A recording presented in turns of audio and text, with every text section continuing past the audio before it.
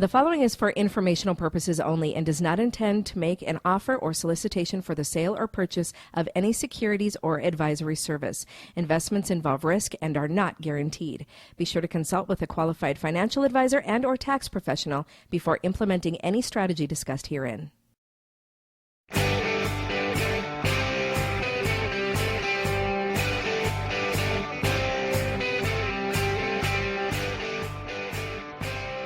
The more hits we play, the more hits we get. URLradio.net. Time for another Financial Friday, and in the studio with me today, we have my financial gurus from Solid Rock Financial. We have Bryan Bloom and John Dwyer. Hi, guys. Hey, Stacy, how are you? Okay, now I understand you're kind of turning the tables on me. You are coming to me with an investment opportunity. Oh. So what kind of schemes do we have going on today? Oh, we got the best investment opportunity for you. And so what I want to do is I'm going to list or ask the questions for the characteristics of this investment opportunity, okay? Okay. And then I want you to tell me how comfortable you feel with each question. Okay. If you're going to continue to invest in that, if you're going to continue to invest in our investment. Okay. All right. So the first question, the investor determines the amount and length of time for the contribution to continue. The investor? The investor. Okay. Okay. So would you go ahead and do that? Yeah, that sounds okay. Okay. Second, the investor can pay more than the minimum contribution, but not less. Okay. You do that? Okay, yeah. If the investor tries to pay less, the financial institution keeps all of their previous contributions. Okay, I'm not a fan of that. Okay. That's good. Okay. The dollar in the account is not liquid. Okay. No. No, you don't like that? Okay. The dollars in the account earn a 0% rate of return. Okay, I'm not seeing how that benefits me yet. Okay. The money deposited into the account is not safe from loss of principal. Okay, no.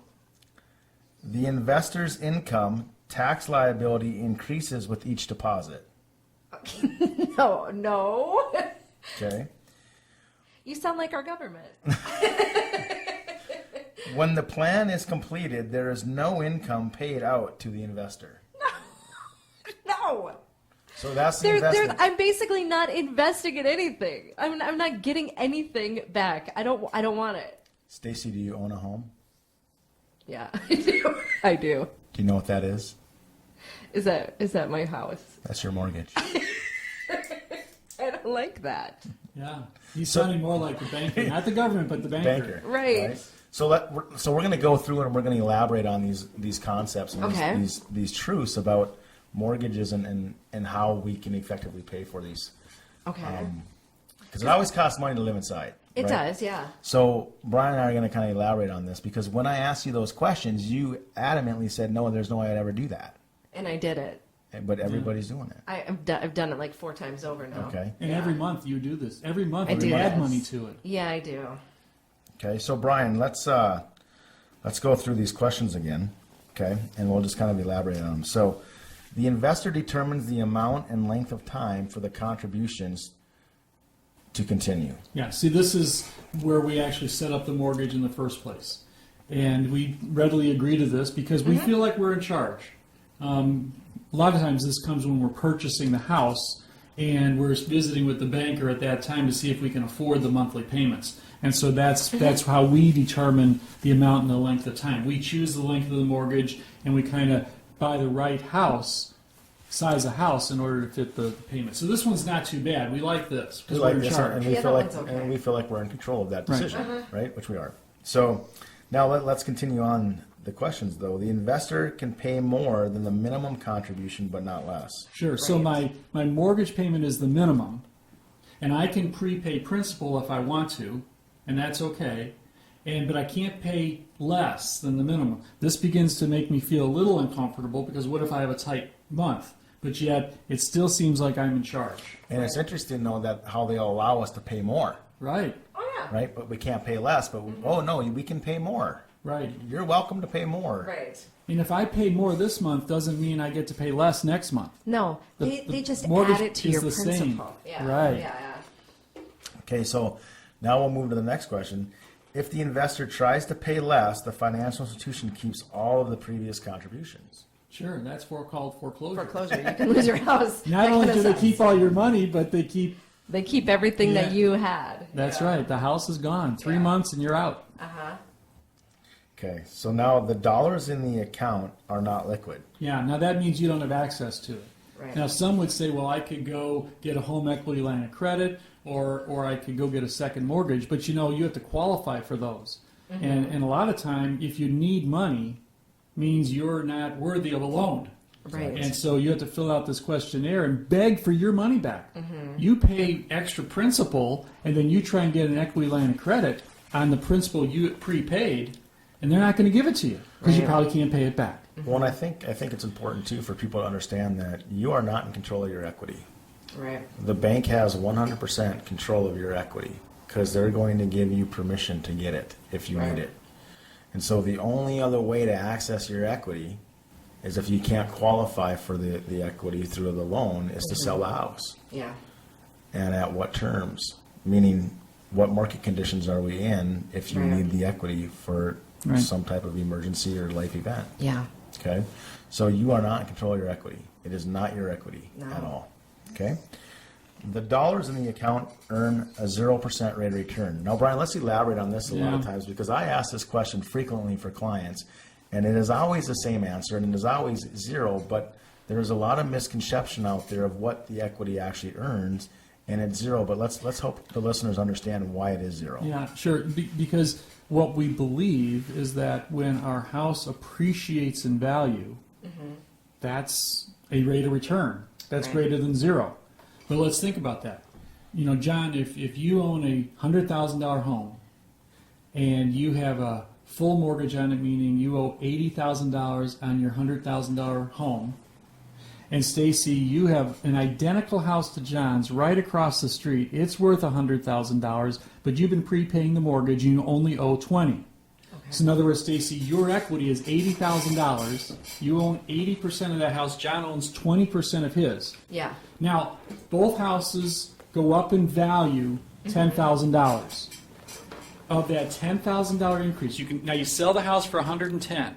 Of that $10,000 increase, Stacy, you own 80% of your home. How much of that $10,000 increase do you get to keep if you sell the house? I have no idea. All of it, Okay. right? Okay. It doesn't matter how much of the home you own. John, if you sold your house and it had appreciated $10,000, how much of that $10,000 is yours even though you only own 20% of the house? I get to own all of it. You get all of it. Oh, that's true. So if we get all the appreciation, that means the equity has meant nothing. That's true. The equity is just sitting there earning a 0% rate of return. The house has given you a rate of return, but you both get the same you both get the same amount of money. And it's Right. based on market value, right? So it is always a consistent 0% rate of return on the equity inside the house. Yeah. Right. Now if you really stretch this and you go, well, you both had money in your house. The person who got the better rate of return was the money who had invested the least in his equity. Yeah, that's true. Because I could have been able to take my money out and do something else with it as well. Right. Absolutely. Right? Because So- anything, it's interesting when I ask a lot of the real estate clients that I work with that have a lot of real estate, I'll ask them this question. And I'm like, no, it has a number and it's always zero. So anything better than zero is better, is it not? Right. Right. Right? Yeah. Because it's interesting because people are constantly talking about rates of return and how important it is to them, but yet they're in such a hurry to pay off their mortgage. Right. That's true. Right? That's Interesting. true. Okay. So, Brian, let's continue down here. The money deposited into the account is not safe from loss of principal. That's right. So again, let's go back to that principle or that illustration, Stacy, where you own 80% of the house. You only owe 20% or $20,000. Okay. If that house depreciates in value, it doesn't appreciate this, and its value is half. That's happened. Yeah. Yeah. And so your house is only worth $50,000.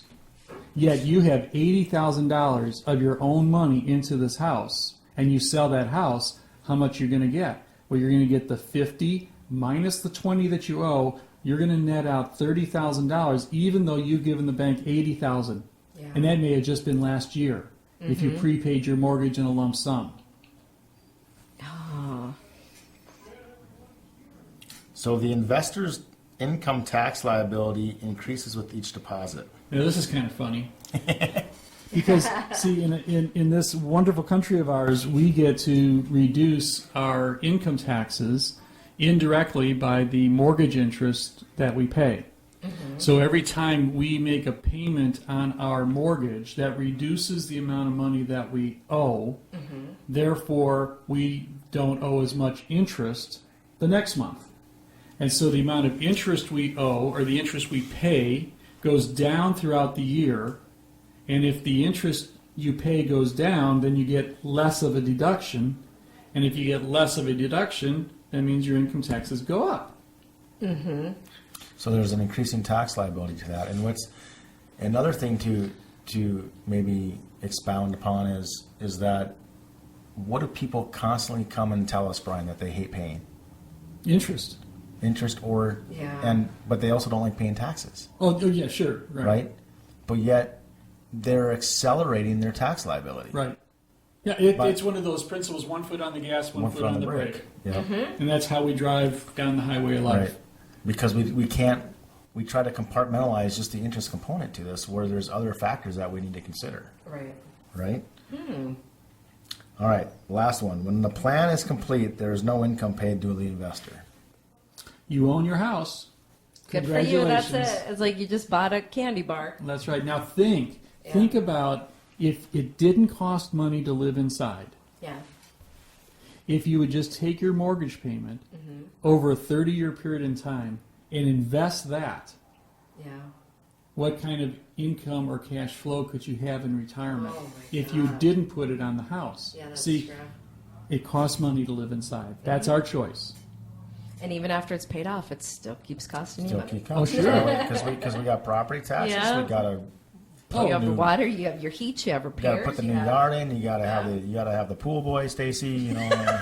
We You think know me that so well. $100,000 house that you bought appreciates to $300,000. We think that's a $200,000 gain until we count what it cost us all To live those in there. years to get it up to $300,000. The taxes, the insurance, the pool boy, the roof, all that stuff. There's no rate of return even in the appreciation Yeah. because the holding costs are so great. What a wonderful investment, huh? And you are all excited. So let me Dang ask. it. So let me ask you a question. When you started to go through these questions and started answering no, what was your thought process when I told you it was the mortgage? I kind of felt like it was probably something that I currently do wrong. I was pretty sure. So for all our listeners out there, this is a conversation that's really critical: is how to properly structure your mortgage as it relates to your whole economic picture, because the house oftentimes is a big asset, so you better understand the most efficient way to pay for it. Yeah. And those are conversations that we'll have and help you understand as it relates to your overall picture.